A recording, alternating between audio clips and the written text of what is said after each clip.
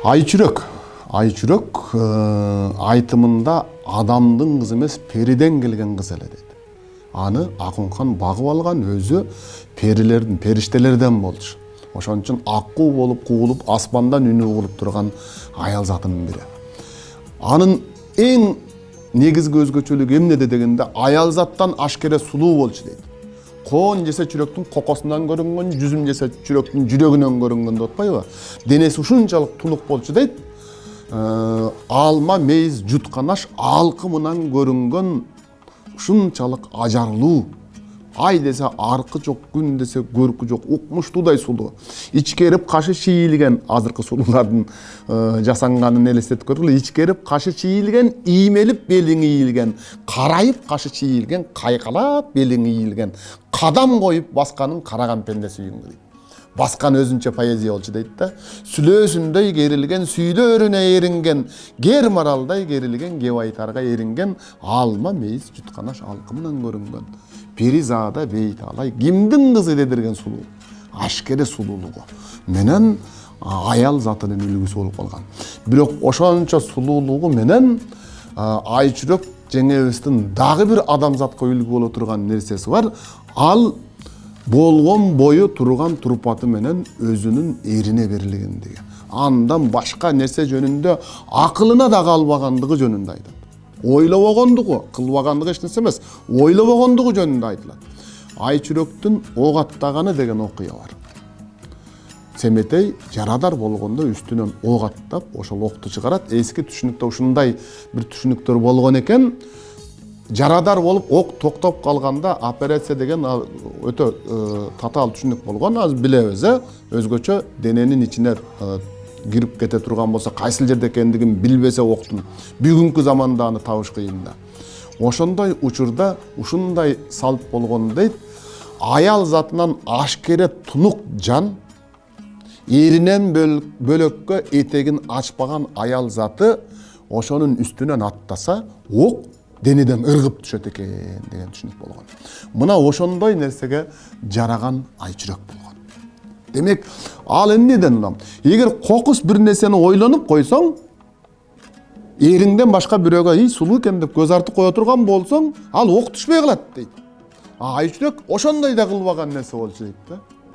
Аял затынын тунуктугу жөнүндө, улуктугу жөнүндө, күйөөгө канчалык берилүү керек экендиги жөнүндө, эр менен аялдын, түгөйлөрдүн бири-бирине берилүүсү, жубайлык ынтымагы кандай болгондо бекем боло тургандыгы жөнүндө айтылган накыл бар.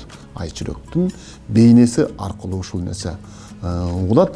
Ал эмес, ал ошол ок аттап атканда баатырларды сынайт да, ага чейин. Семетейге тиерде Семетей жок өзү. Алам деп коюп жок ал. Манас менен Акунхан Белгуда болгон экен да, булар төрөлүлүк эле. Бирок Семетейдин тагдыры татаал болуп калды, өзүбүз билебиз. Бала кезинден энеси алып качып башка жерде өстү 12 жашка чейин, кайра 12 жашында жерине келгенде, таласка келгенде туугандары душман болуп, тигини менен урушуп, муну менен урушуп, ал жөнүндө ойлонууга чамасы жетпей турган учур болчу Семетейдин. Ошол учурда бирок Айчүрөктү алам деген душмандар чыкты. Алар өз эле кишилер болчу, Чыңкожо менен Толтой. Мына ошолордун айынан Айчүрөк эскилерди эстеп, бая Көкөтөйдүн ашында, көп жыйындын кашында Берен Манас менен атамдын Белгуда болгон жайы бар, белгилеп кеткен чагы бар. Өрттөн кырдын Семетей өзүмдөн кабар албады, өкүттүү болду ар жагы деп ошону издеп чыгат. Аны издеп элеттим болбостон, эгер ушул көңүлмө толгон бирөө болсо тийип алайын деп ойлойт. Ушул Чыңкожо менен Толтой калаасын камап турат, атасын кыйнап турат. Ошолорду менин элимди азаптан куткара турган, көңүлүмө толгон бирөө болсо, ошого тийип алайын деп учуп чыкканда, алыптардын бардыгын сынайт да. Ошондо Коңурбайды сынайт, ошондо башкасын сынайт, Төштүктү, Кошойду сынайт. Ошондо ошентип, жаш болгондо тийип алчу, эрекен деп койгон үчүн ок түшпөй калган жайын айтат да. Ошондон кийин ошол нерсесин моюндап өзү ошентип койгонум үчүн эле дейт, элестетип көргүлө. Төрөсүнөн чороосу 4 эли өйдө эрекен деп Гүлчөрөнү сынаган. Ал адамзатка берген сыны үчүн эле. Мына ошондой жагдайлардан дагы алыс болгон, ушунчалык тунук аял заты болгондагы ошонун натыйжасында Семетейге болгон сүйүүсү, Семетейдин ага болгон сүйүүсү, эми экөөнүн сүйүүсү укмуш да. Семетейдин сүйүүсүн карап көргүлө, алыстан көз жетпеген жерден дүрбү салып карап турат.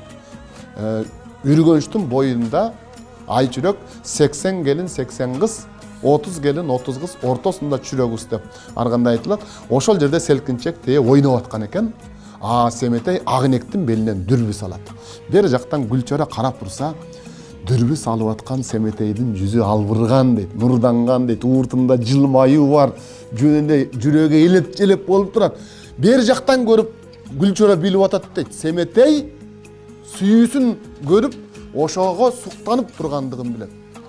Ал алысты, адам караны көрүнбөгөн жерден карап аткан Семетейдин өңүнөн анын айчүрөккө болгон сүйүүсү Гүлчөрөгө билинип турат. Мына Семетей менен айчүрөктүн сүйүүсү канчалык.